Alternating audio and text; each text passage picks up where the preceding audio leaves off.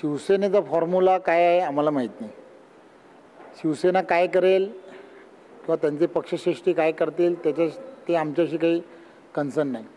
सन्मान आणि युती झाली तर ती दोन्ही पक्षांना हवी आहे.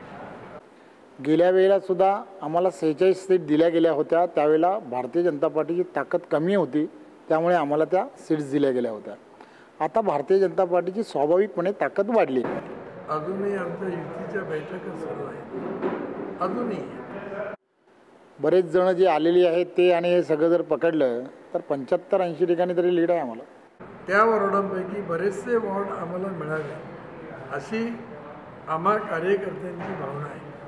आणि तसा निर्णय होत असेल तर मग सन्मानाने युती होईल.